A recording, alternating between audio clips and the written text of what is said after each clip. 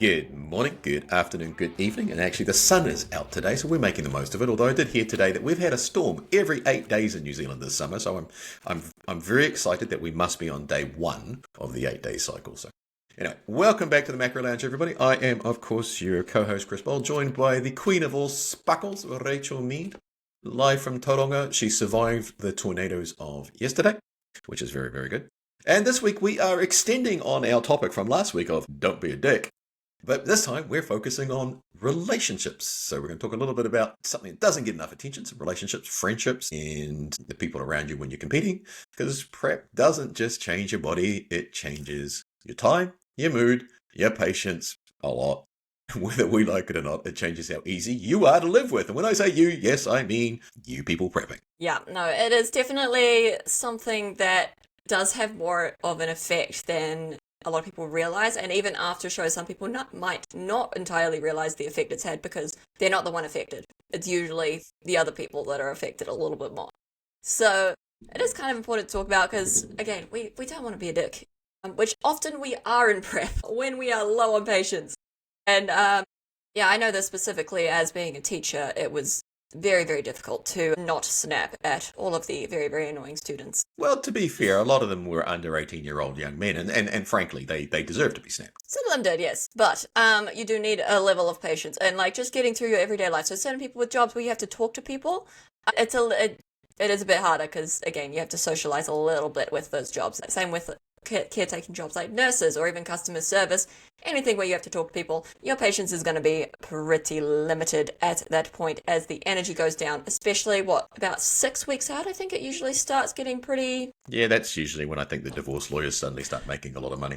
It's like, yeah. Hello. And we got one of the members on the team who's a family lawyer, so maybe we should ask her, sort of, if we look at a calendar, if we're taking bodybuilders in, at what time do you get consults? And is it from the athlete or from their respective other? But yeah, that's the thing. I mean, quite often people, when they're going through prep, the relationship they're looking at is quite frequently driven from an employment perspective, gym perspective, and frequently the person who does get forgotten about is probably the one who should least be forgotten about. So we'll go into that around. But I mean, sometimes they deserve it. Sometimes they deserve it. Yeah, well, yeah, we probably shouldn't throw Ed completely under the bus just yet, you know. Yeah, I have two situations that from my first prep that I just never forgave him for. Two. Only two? That's pretty... Well, it was only the first prep. Did he learn, though? That's the important thing. He did. Well, I think I learned not to trust him. Just like, no. Yeah, we both learned, I guess, but yeah, I learned not to trust him, and I think he possibly learned not to get caught. That's probably more to the point. He just got more creative in how he... But exactly. The thing about prep that I think people forget is, like, you're under, like, a sustained biological stress, right? You're in an energy deficit anywhere from 25 to 40% below maintenance, sometimes more. Food-related thoughts can occupy about 70% of your waking hours because you're just like, when is my next meal? And why is my coach torturing me like this? And you use frequently... Yeah, get a lot of those messages. Do you hate me? Define hate. So your brain is distracted and tired. Patience is dropping. Your tolerance probably is the most important things that drops. Those small little problems really do feel massive. It's like, oh God, I don't know how many times I've been sent this reel. I'm a 5'2" bikini athlete, and your coach has just cut your calories down to such and such. It's like, why do you hate me? It's like, well, I don't hate you. It's just not my fault. You're a 5'2" and weigh 50 kilos. It's like, what do you want me to do? You can't live off 2,500 calories in prep because it's kind of defeat the purpose. So, you're not just tired, you're biologically stressed. And stressed humans are harder to live with. Just hangry ones. Just the hanger. Yeah. Hanger it becomes very, very real. I don't think you truly understand it until you're in a prep. Because you're not just hungry, you're also tired. And you're not even just tired, you're exhausted. So you've got no energy because you've done lots of exercise, but you've also got no energy because you haven't had food. And the only thing that kind of helps, to be honest, is caffeine. The number one PED. Exactly. It is like the number one peacekeeping, just peacekeeping item that you can have. So basically what you're saying is that if I ever need to drop something on you whenever we decide to do this horrible thing called prep again, if I'm to prepare you in advance, I should just ship coffee? Would that be a good idea? Just That would work too, but for like partners or someone, if you're like in the same like house or room, I would suggest sit them down on the couch and make them a coffee and deliver it. I'm sure I Honestly, can get them to deliver like coffee in total. yeah, that's true. That's true. You probably can, but I think that in prep, I think giving someone caffeine and without them having to do anything, no energy, sitting them down on the couch and delivering them coffee is probably like it's better than flowers. It's better than like taking them out for dinner. It's probably the best thing you can do. Right. So if you ever get a knock on the door and it's Uber Eats with like, venti coffee of some description with a little envelope, I'm just going to turn my phone off right then. So because you'll go, shh, he's bribing me with something. Well, I might just sit down and enjoy it first. That's true. Just look at the envelope and then send me a picture. Say, I'm not opening this. I'll be like, just throw it out. Right. I'll send you another one. Okay, that encourages me to even throw it out more because then I will just keep getting coffee deliveries. I'll just start sending you decaf. That'll really piss you off. That would piss me off. It actually tastes different. I tried decaf for a while. It tastes disgusting. Anyway, sidetrack. You're not wrong, though. You're not wrong. No. But I mean, that's the thing. You get hangry. And the other thing about prep is like, your social participation, not your actual, just your participation, but obviously that drops as you get further along. You're going through peak training, training phases. Your participation in events statistics were saying something like 40 to 60% drop. But your social battery in itself, when your training increases, your cardio increases, your meal prep increases, your social life will decrease. And frequently that's something that's not fine for you because that's what you're doing, right? You've signed up for this, but doesn't necessarily mean that the significant others in your world have signed up for that as well. And I think this is probably why a lot of bodybuilders end up, all their friends in their circle are also bodybuilders. Yeah. Because, I mean, it is easier because at that point, you just tell them, okay, I'm in prep, I'm cranky, you won't see me for a few weeks. And they're like, cool, see ya. See you in a few weeks. Mm-hmm. Yeah, they're like, oh, me too. Let's be cranky together. That too, yeah. Or like, let's just be angry on the treadmill together. We'll just stare angrily in front of us and we won't talk. But it's socializing at that point. That is quite a common scene. You can see that would actually make a great reel because you can actually see that when you look up in some of the gyms, these rows of treadmills or stair climbers, and there's everybody on there has the exact same expression on their face, which is quite literally my life. Why am I doing this? And not talking to anybody. Let's have a cardio date, and everybody shows up, and there's no eye contact. There's just yes. With the partners especially, I think they're a little bit more, I guess, subjected to some of this stuff because they are actually living with you. There is no escape. They can't get away from you usually. I mean, they could just go to the spare room, but obviously that's not very nice. So they also didn't choose this. The spare room would be safest. Oh, he would die. Yeah, he's not that silly, really. Yeah. No, he's dead. Good, but he's learned. No, but that's. I'm not impressed by that suggestion. Well, wherever the Sanjay goes, that's probably would be the safest option, right? He goes wherever I go. See, well, that answers that question. So if I leave the room and go to the spare room to hang out because I can't sleep, he will follow me there. If I then go to the lounge, he'll follow me to the lounge, and then he'll follow me back to the spare room. He'll just follow me wherever I go. The smart cat. He won't sit on me or keep me company, but he'll just sit on the floor in the same room. He's supervising management. He is. He's a supervisor. Anyway, okay, we are very much getting sidetracked easily today. That doesn't take a lot of effort on our part, to be fair. No, it doesn't. But no, your partners, they did not choose the prep, so it is important to, I think, before you start dieting, have the conversation with them around expectations, even time management, because a lot of chores that are generally shared, sometimes they become double because if you're not eating the same foods, depends on your partner. If they're like my partner and they're quite happy to just eat whatever, they might just eat your prep food and add some sauce. But if they're not, or if you have kids and they need different food, because it's very, very sad to subject children to prep food, they would not be happy. There would be a few tantrums, I think. You are going to have extra cooking to do. So extra meal prep, extra dishes, extra work. So it is very important to have those conversations and figure out how are you going to manage it, who's in charge of what, and how you're going to divide things to make sure that there's no like, oh, but I'm tired, like you do it. Because, it will happen. Or more importantly, if the children are getting macaroni bites, like we just saw on somebody's nutrition plan, Rachel and I were having a bit of a chuckle about it. How do you hide that from your prepping partner so that, the kids can get what they want and your prepping partner is not about to launch across the kitchen and stab you all with a blunt spoon in order to get the macaroni bites? And it's not their fault because the thing is, prep alters your hormones. Your leptin decreases, your thyroid decreases, your sex hormones decrease, cortisol increases, and All of these things are going to affect your mood. They're going to affect your tolerance. They're going to affect your emotional availability because you just want to kill them if they don't leave you alone. Your libido is going to drop. And a lot of this is not exactly going to help a relationship harmony. And if you haven't had that discussion with somebody that they have bought into, you are voluntarily torturing yourself, and therefore by guilt by association, you're also torturing your significant other.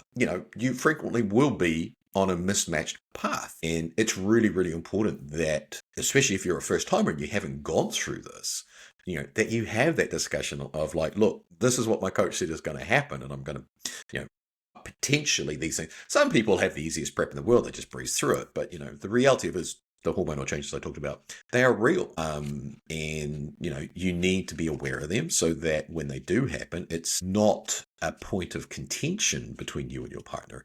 It can suck, but if you have the discussion and you involve your partner in that, then at least you kind of are both aware of what and why, as opposed to just looking at each other going, well, you're a son of a... and so on. So one thing I think is very important to establish at the beginning of a prep is how to sort out if the partner wants to have a free meal or like they want to have takeaways.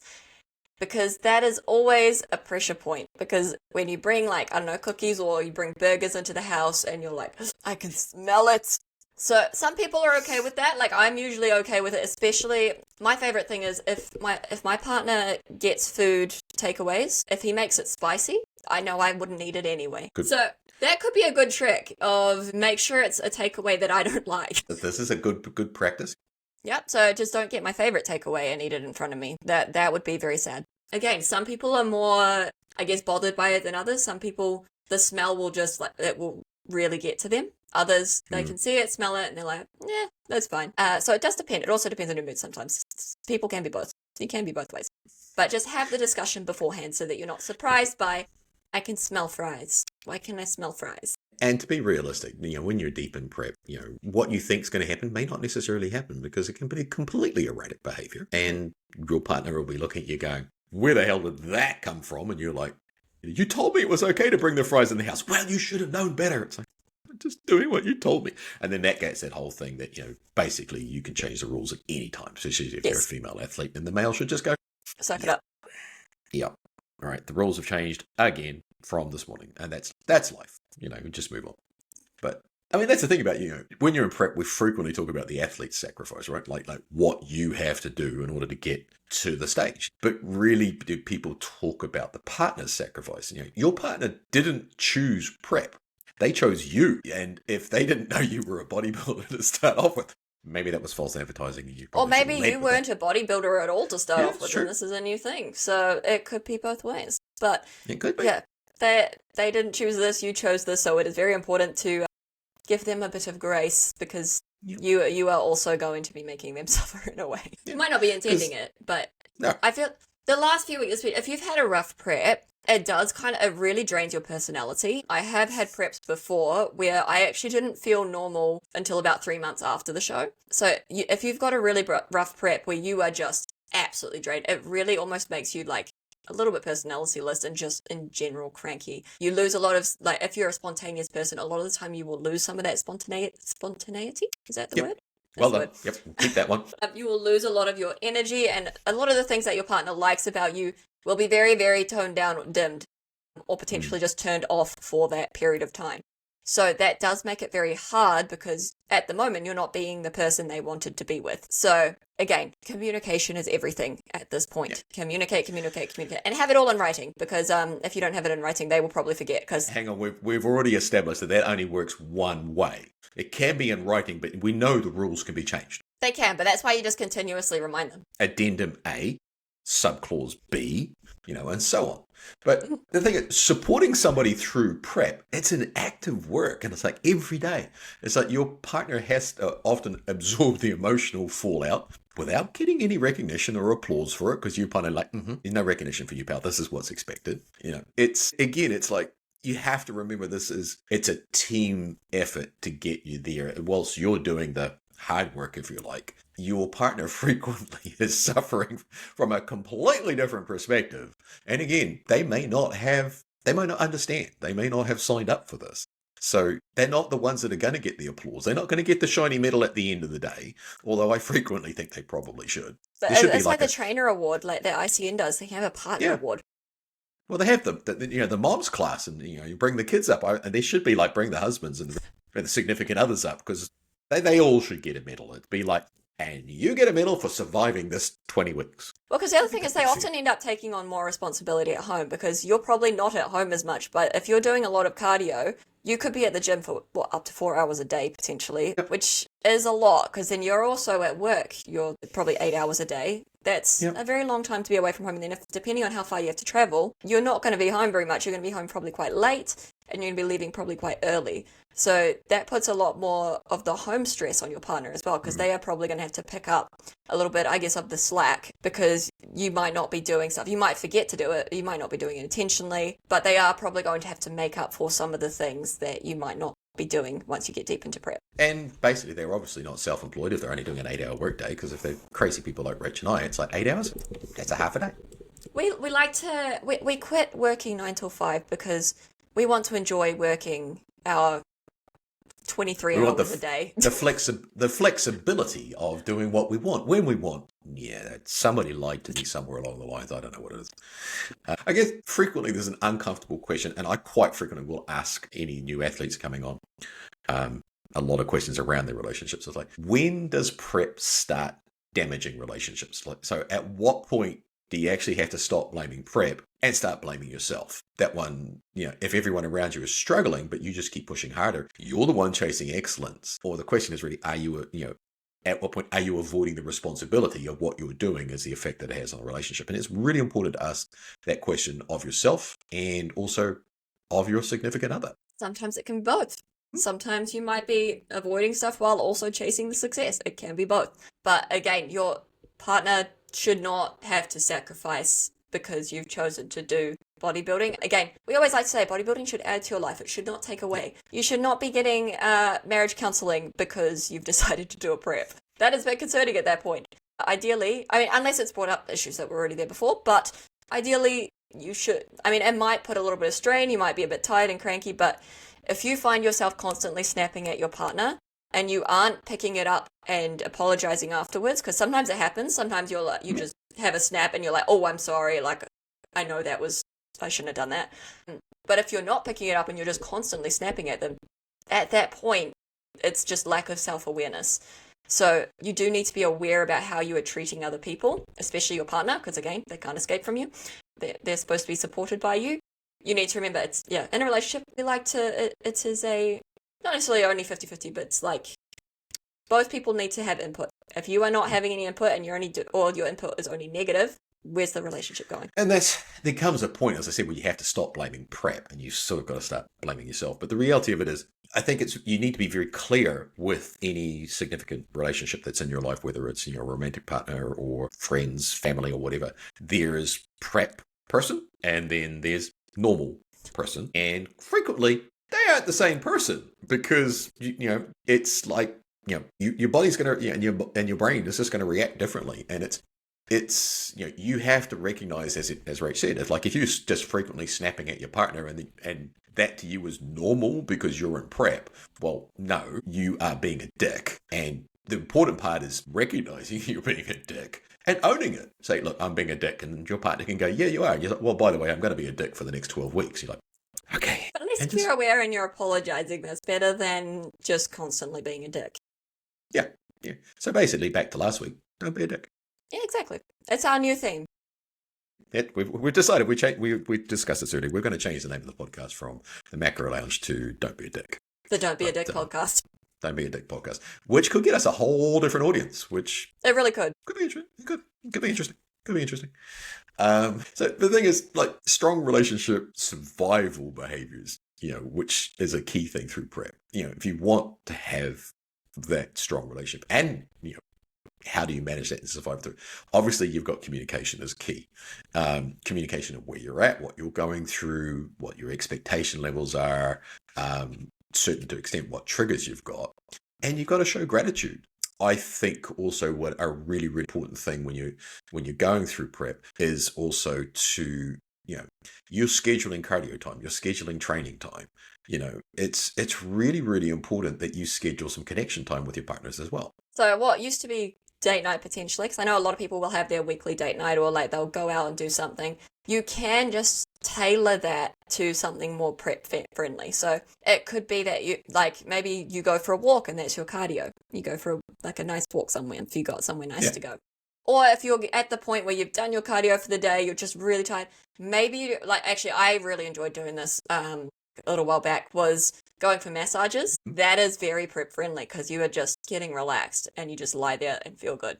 So yeah, got couples massages, or potentially just going for a hot swim, going to the hot pools, having a spa, things that help recovery but are also good quality time. So finding ways to multitask a little bit, like prep friendly options. It doesn't have to be going out for food, which a lot of people think of. Could even be going to the movies or just having a movie night in. Anything that's going to be quality time that will also be prep friendly. It's just kind of changing the mode a little bit sometimes, depending on what you and your partner usually do for your routine. You might just have to alter some of the activities that you do slightly. Yeah. I mean, it's like, it's scheduling that time, but like frequently your partner has to do things like that. They have to adjust their meal times to work around you.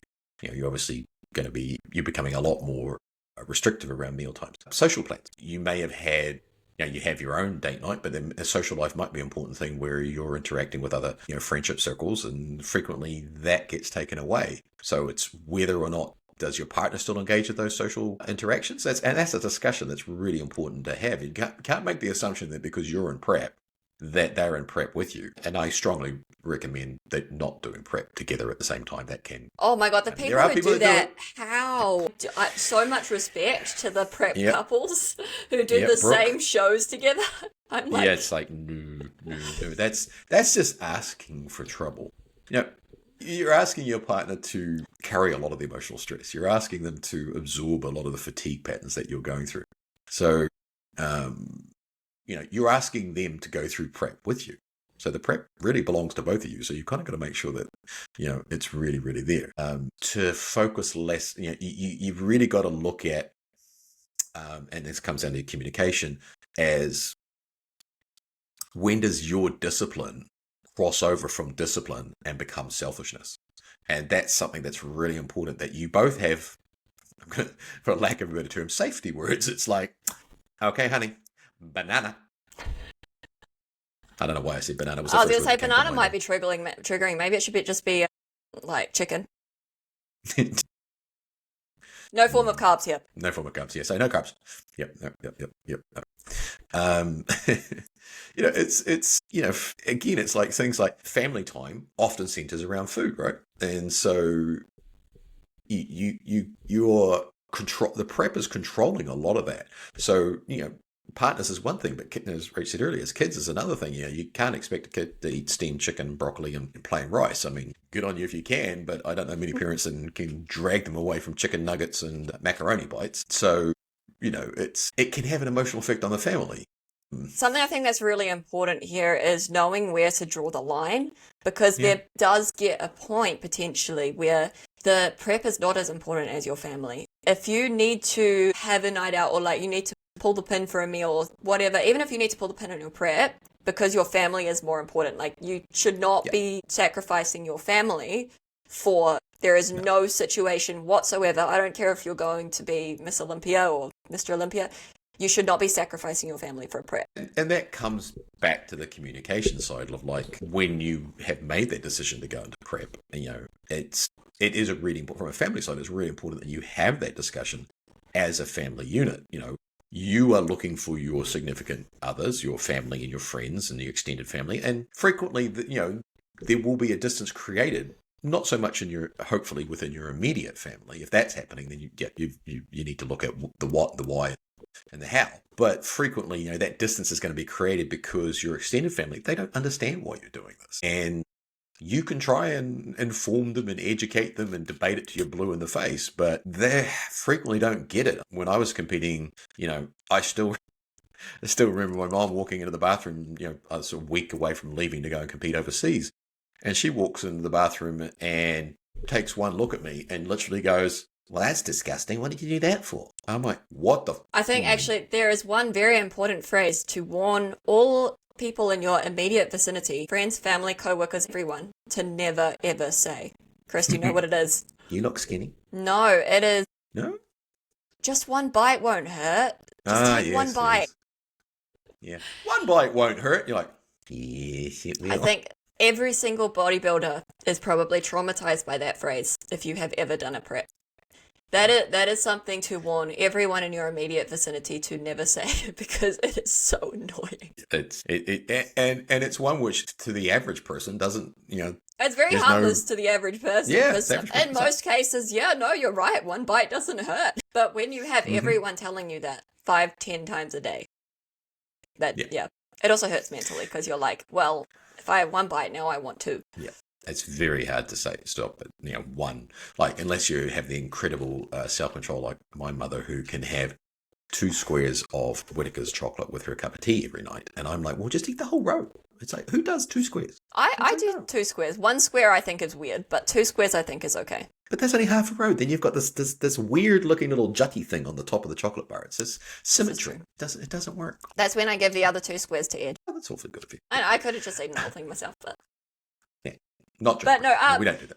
To be okay, actually, just a little sidetrack here. When someone does say that to you, with the one bite situation, I've found the best way to respond is to say that you are not hungry or that you do not want it or maybe you don't like it, rather than saying, no, I'm on prep. If you say you can't have it, that's when people will push back. If you say, no, I'm not hungry, or, oh, I don't really like that food, it's fine, usually people will just leave it alone. But if you say that you can't have it because you're dieting, that's when you get the pushback. I don't know what it is, but if you say that you aren't hungry and that you're full, usually that's fine. It's funny, isn't it? When you do say, look, I'm on prep or I'm doing this, whatever, and you can't have it, like frequently I'd probably say more parents than partners, but they suddenly fly off the handle about how bad this is obviously for you and you should be able to eat whatever you want and blah, blah, blah. And you're like going, and you can't sit there and say, Mom, Dad, just don't understand, I'm 12 weeks into prep, and they're like, this is just not healthy for you. Look how skinny you are. And then you get the same people in the gym. As soon as you start looking like a small, starving third world child, they go, wow, you're looking great. You're like, yeah, I'm about to fall over from starvation. But yeah, no, thanks for that. Not really good. So sometimes it's good to just have a few phrases banked just for different people. Just for the parents, it's always, no, I'm not hungry. Or even co-workers, most people, it's no, I'm not hungry. Please, I'm good. Don't worry about it. Or like, no, I really want to go to the gym. Even if you don't, just lie. Just say that it's something you really enjoy doing, or that for the food, say that you really don't like it. Because then people will leave you alone, and it's the quickest way to shut down the conversation. Otherwise, that's when you get really cranky and you might potentially say something you don't want to say. So it can be good to have a few phrases stored in your brain just to save effort later down the line. Yes, that's when you find your friendship circles can suddenly get very small. Yes, especially, that's another thing that's quite important is like, similar to the date night, is finding ways to socialize with your friends without, I guess, having issues with foods. Because a lot of the time you'll go out for lunch or something. Going out for coffee is a really good way to do it. Have a black coffee, no issues. Caffeine, great. Usually it depends on what you're doing. If some circles like to go out for drinks and things, claim that you're the driver. If you drive, they will not try to force you to drink. So it's finding little ways to make it so that people don't try to push you, because the more they push, the easier it is that you'll snap, because again, you are cranky, you don't have a lot of patience. So sometimes you just need to work things out so that your patience levels aren't tested to start with. And it can be very difficult to do. The thing is, I think you've got to watch out for red flags.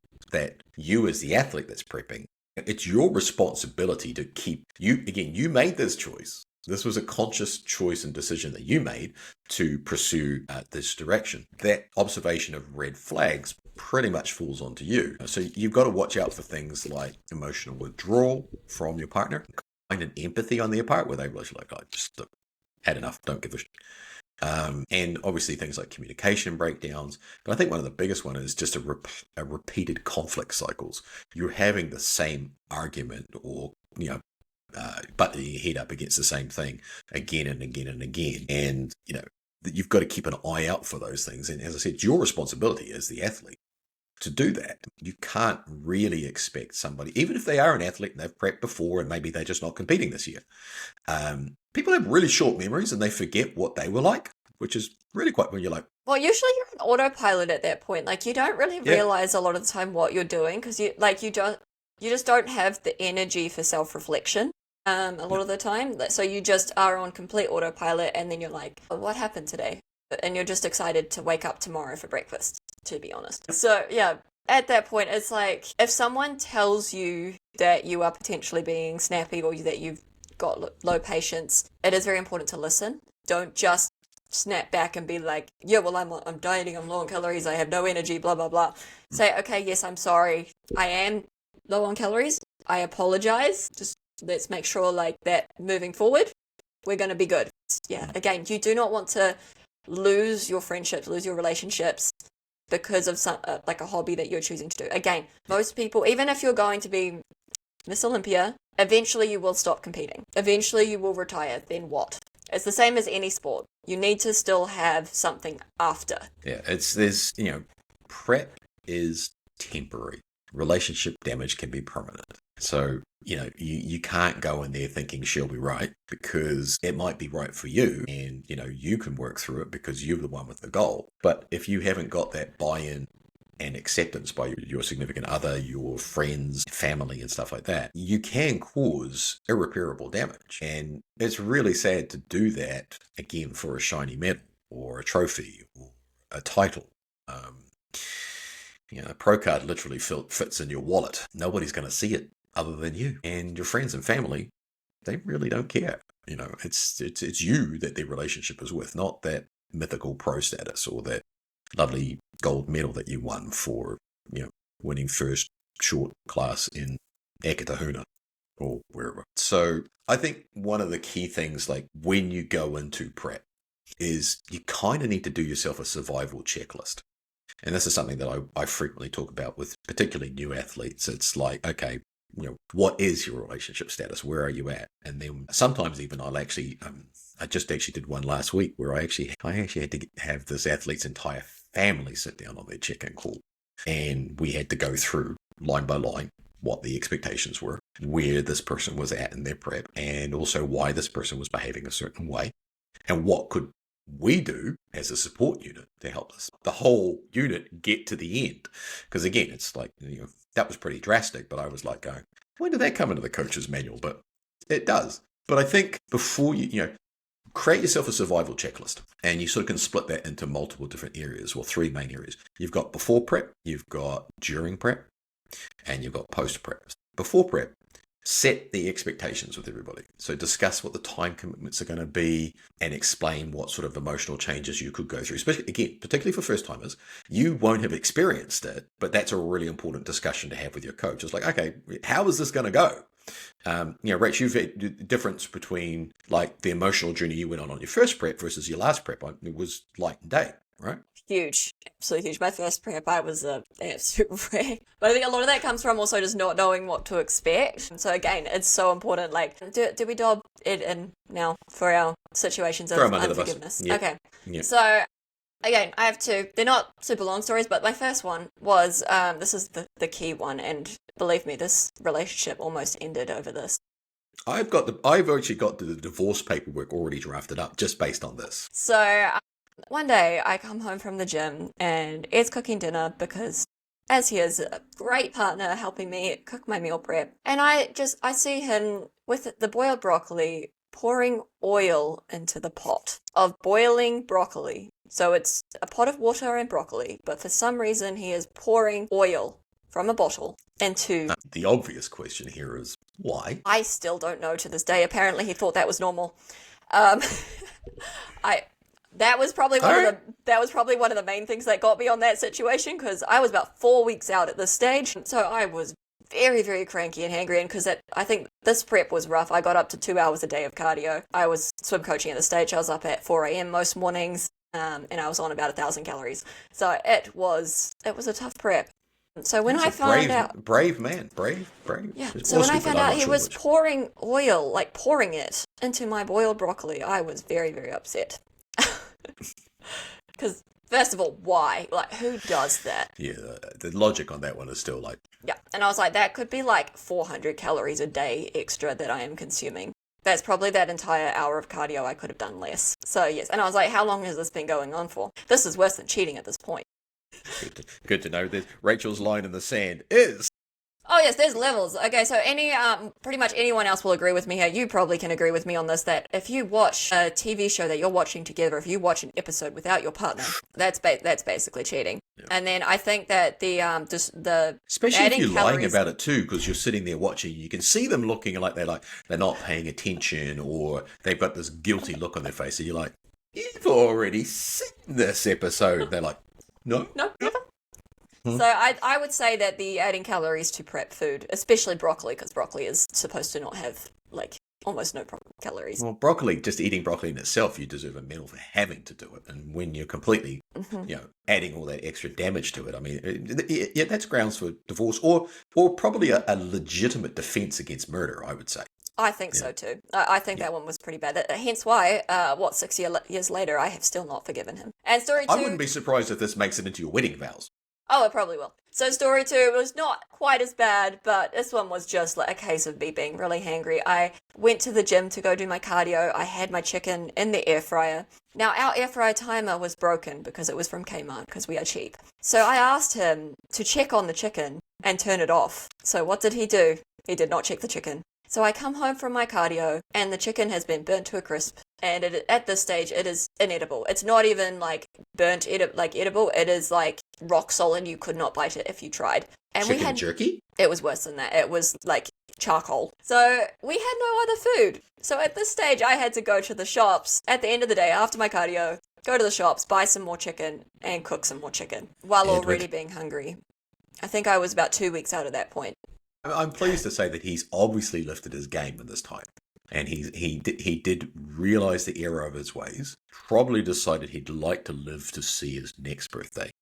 I think I just stopped trusting him with food. Actually, the safest way to be. I think after that prep, I just never, ever asked him to cook my prep food again, unless it was like I was willing to take the risk, and I accepted the risk. It's probably under close supervision. Like some people have nanny cams. I'm suspecting you had a kitchen cam up there just like, I'm watching you. You messed with my food. You're in the spare room. But, back to the survival checklist, because everybody needs to survive this thing. That was the before prep, and obviously Ed didn't get this checklist because, yes. No, so if your partner does something like that, be aware that it can take, or you could never be forgiven. Yeah, you could. Some of these things are forever. Yeah. So on your survival checklist, also, you've got obviously your during prep. So one of the key things to put in it is you got to maintain communication with your friends, your partner specifically. Make sure that you frequently express gratitude for not necessarily what this person may be doing for you during prep, probably more for the fact that they're putting up with you during prep, because we all like to think that we're saints and we don't make any errors or whatever happened during prep was their fault, not ours, which I'm going to right now, ladies and gentlemen, tell you 99% chance that you're the one who screwed up, not them. Unless you're eating put oil in it, then that's unforgivable. That's he's not on, okay. He's on his own there. But again, we sort of talked earlier about is also make sure you schedule shared time, not just with your significant other, but with, particularly if you've got kids. It's really hard for them to understand why mom or dad is suddenly just like, they've moved out apparently, they've gone to the gym. But make sure that you are including as many people as possible. We've all heard stories about there being somebody show up at somebody's wedding or something with Tupperware containers. If they happens to fall when you're 2 weeks out from prep, then don't ask your coach, oh, by the way, here's the wedding menu. What can I eat off this? Because I can tell you what my answer is going to be. Nothing. See, I would ask in advance, and because you would have had the invitation for months in advance. So I would have told you months in advance, hey, can we plan around having this meal? Yeah. And I would normally go, okay, we'll just sort of. But when you spring it on them and say, well, we're actually now 3 weeks out and you had that off last week because you had this thing on and you still haven't done the whatever you were supposed to do to make up for that. So the answer to that is enjoy your cold rice and chicken because that's all you're going to be getting. Slightly vindictive on my part. But you've asked for it. Yeah, you bought that on yourself. But the other thing is a part of your survival checklist is to have a post-prep one. So you're planning their recovery. So we've talked about reverse dieting in the past, but you've also got to do things like you've got to expect there's going to be emotional swings as your body comes back to normal. You're going to have to rebuild routines. In some cases, you might have to rebuild some bridges, which may seem completely illogical to you, and you literally could be saying, why? Because the reality of it is you probably missed a lot of freaking cues while you were too busy not trying to eat the inside of your stomach lining. And remember that after your show, everything doesn't just suddenly spring back into place. So, like I said, like it took me 3 months after my first show to feel normal again, like to feel like myself. So before that, I was like a little bit of a shell. 3 months after the show, like this won't happen for everyone. Hopefully not. Hopefully most people 2 weeks is plenty. But your show the next day, just because you've eaten a good meal and had a good breakfast, it doesn't mean that everything is back to normal. So it is very important to remember that it takes time to recover your mental energy as well after the show. And also, there is a thing that some people might have heard of, post-show blues. So you might be feeling a little bit down because you've just had this huge adrenaline rush of being on stage. It feels amazing. Like, yes, this is awesome. And then you get off stage, now what? And there is just suddenly nothing to look forward to almost. Like it just, so yeah, it is colloquial. It's known as post-show blues in the industry. So that is something to watch out for as well, to make sure you think, okay, so I know potentially after the show, I'm not just going to be awesome, happy, I got my medal, great, this is awesome, let's keep going on with my life as if it was the start of prep again, because that's not probably what's going to happen. More than likely not. And the other thing is you've also got to accept is that just because your life has suddenly gone back to whatever form of realm of normalcy you think it is, or people around you also have to go back into some form of normalcy. They didn't have that high of being on stage. They didn't have that deadline. To them, prep can be brutal. How you bounce back as a relationship unit, as a family unit, it can take some work. And, as I said, you might have some bridges to rebuild. So don't expect everything just to bounce back. And post-show blues doesn't just affect you. It can affect your significant other and your relationships and friendships around you. It's kind of like, how many times have you heard people tell the stories about when somebody is single, you see them at every event. They're always, they always want to hang out and have coffee, blah, blah, blah. As soon as they get into a relationship, suddenly it's 3 years later and you're like, what happened to Rachel? Anybody remember Rachel? It's like, and it's the same thing. Just because you're no longer in prep doesn't mean that all your friends are going to go, oh, so nice to see you again. They're kind of like, well, you might have some groundwork to do. And that's okay. Just accept it. Say, oh, look, I'm sorry, I was a bitch or a dick. And my bad. Guess what? I'm not doing it for another 32 weeks, so we're fine. See if that Big works. better. Yeah. It's like, I'm forewarning you. This will happen again, but not for at least 8-9 months. See where that falls. There we go. But no, you will need to make up for it a little bit post-show. But yes, just remember, it won't go just completely back to normal. It doesn't spring back. You've got to put in the work. After your show, you're still going to be reverse dieting. You're probably still going to have a little bit of cardio. You're going to start feeling better, but it's not an instant, oh, yay, pre-prep. Yeah. You've still got to work for it. You still got to work for it. I mean, the thing is, you can have all the shiny trophies and win all the trophies, win all the titles that you want, and you can still lose people. So never forget that.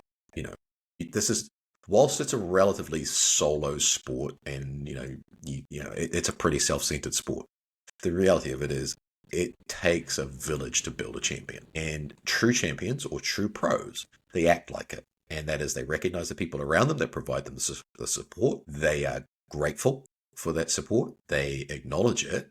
And sometimes they have to eat a little bit of humble pie and say, I'm sorry, you're right, I was a dick. But guess what? I love you and appreciate you for everything you did for me.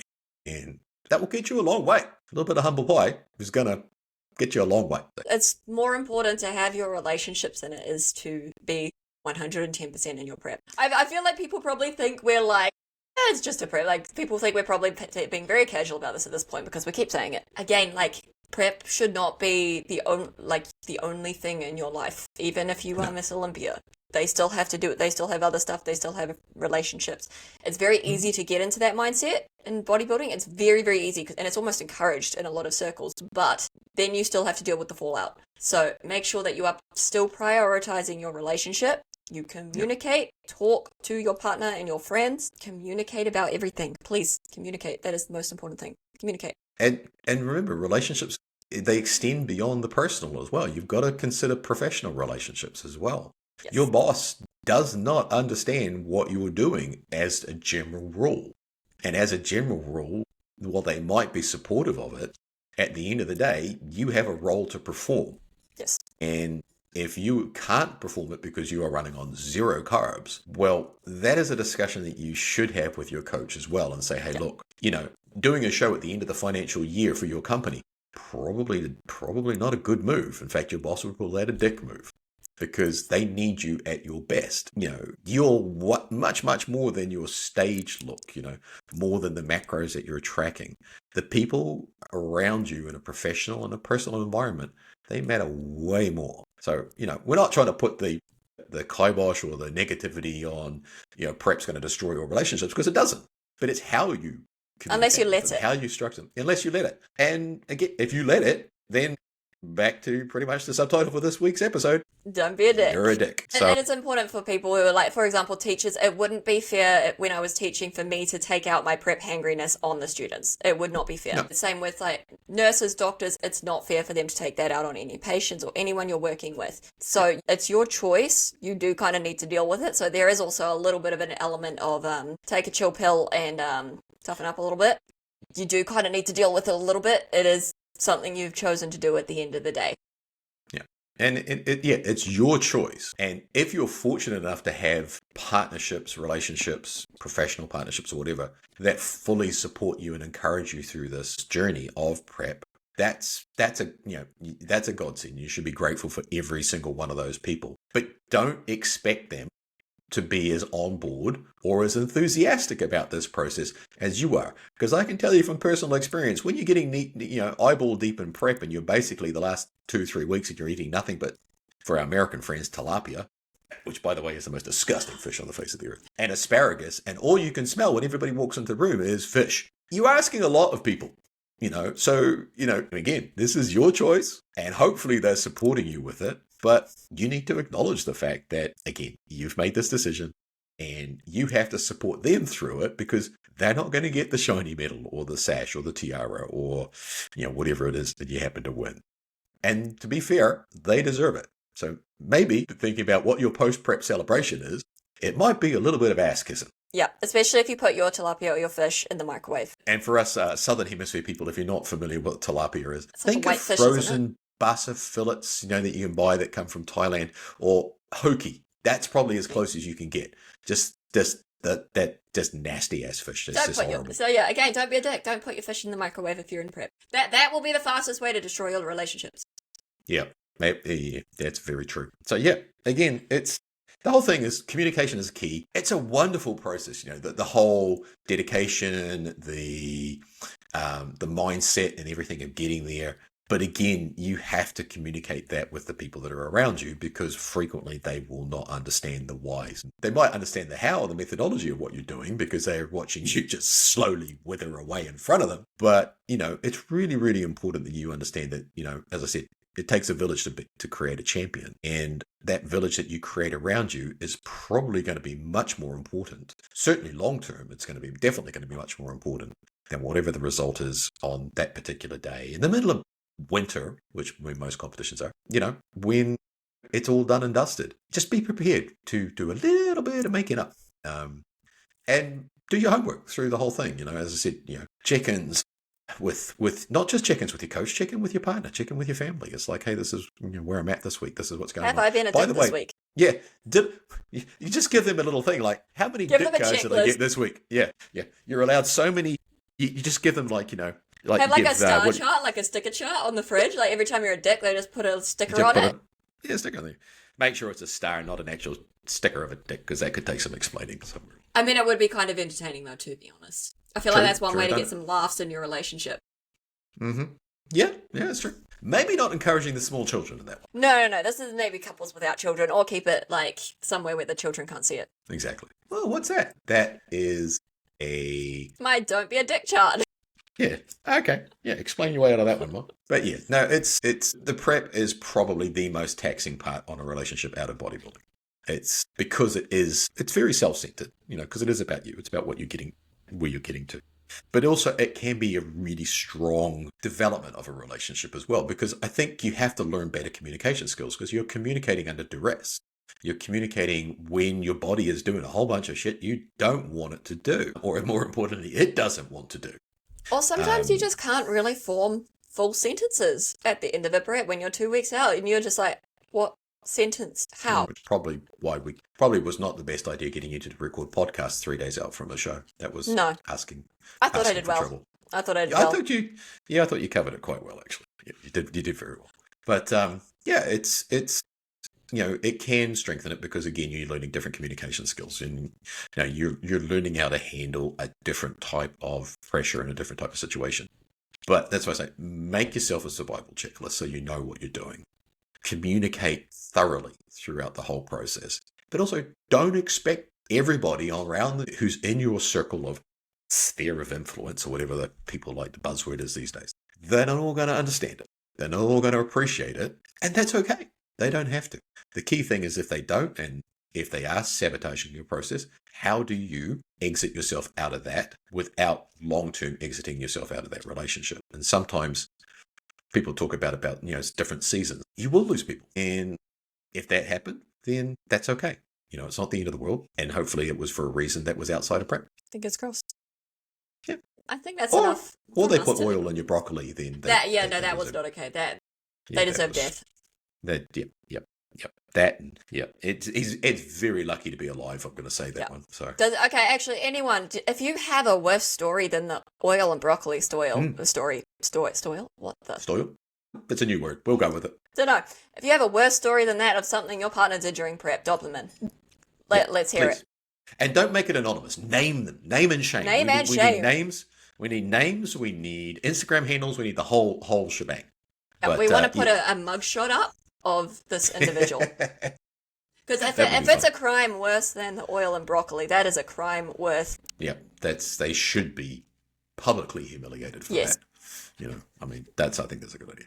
But anyway, we've probably waffled on enough about our second Don't Be a Dick episode. But remember, guys and girls, don't be a dick. Look out for each other. Prep is temporary. Shiny medals are temporary. But, you still want to enjoy the process. And hopefully you've all got something out of today. And remember, we're going to do this again. I get it right. If you've enjoyed today's episode or this week's episode, please like and subscribe on YouTube and Spotify. It helps other athletes, such as yourself, find us and increase our coverage. So again, we look forward to seeing you all next Monday morning. We're getting closer to the competitive season at this part of the world. In fact, in Australia, they've already started. The ICN Queensland show was over the weekend. There was also IFBB Pro League Australia had a couple of shows going on as well. So that's exciting. New Zealand's got some coming up in less than 2 weeks. And make sure next week you come along to our Auckland posing workshop. So anyone who is around Auckland, please make sure you come, because I believe by the time this episode is out, it will be 1 week away. So make sure you come along for that. Well done on that part, remembering that part. So yeah, make sure you come along. And so like, subscribe and follow, and we will see you all next Monday. And if you don't like and subscribe and come to a workshop, you are a dick. So don't be a dick. Like, subscribe and follow. And enjoy. I will leave you on that note.